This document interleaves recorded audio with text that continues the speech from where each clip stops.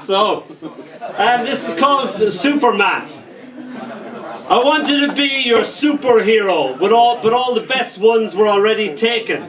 Superman, Batman, Spider-Man, oh how they roll off the tongue. Doctor Strange or Daredevil or Green Lantern even. So I had to become my own one. Now I hear you cry, kissless and cuddleless. But have no fear, for I am here, created by your own longing, a superhero to suit you. Yes, it's Mr. Kiss Kiss and Cuddles Man to the rescue! My hero! Yeah! Look, thank Claire, everyone. Sorry about that. This is about a 79-year-old friend of mine who was telling me how she, well, it's called First Class, of course. I like trains, mate. I lost my virginity on the midnight Manchester Express. I was wearing my favourite little black dress. Then I was not wearing anything. That old clickety-clack never fails to bring it back. First class, of course. Thank you. So saying, this is a poem called Thank You. He called me a cunt. Oi, you're a cunt. I thanked him for the compliment. Couldn't conceive of anything more beautiful to be. Thank you.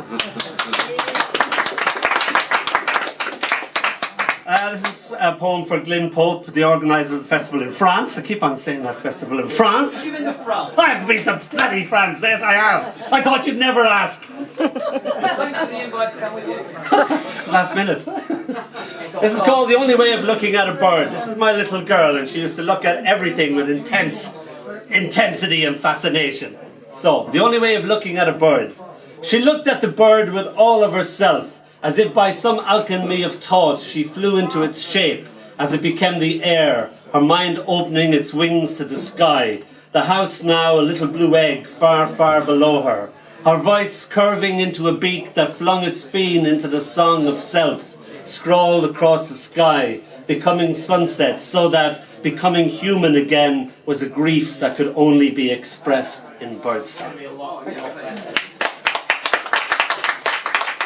And penultimately, this is called Long, Long Distance. It's when you can't make those calls anymore. The phone calls I never made, but should have. Too little time. I make them now. Too much time. Sans telephone, sans voice, sans reality. But my prayers fall back from a heaven that isn't there. Hello, hello, I cry inside my head. And from somewhere I hear you say, shh, shh. Maybe just static, maybe just longing, the words breaking up. Thank you. When they made you, they broke the mold. I sit and gaze, amazed, as you create a rubber mold of your vulva. You ask me what I think. I blink and grin. It's something else, but what's it for? It's for you because I love all the things that you do to it. I smile, well, alright.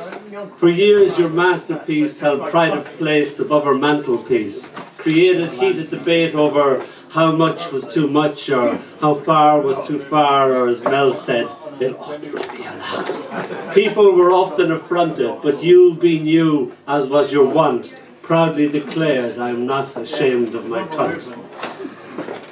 Years later we broke up and it ended up in an attic, neatly packaged and covered with dried wild flowers. I wrote and asked if you wanted your vulva back. You wrote back and said in big bold capital letters, oh yes please.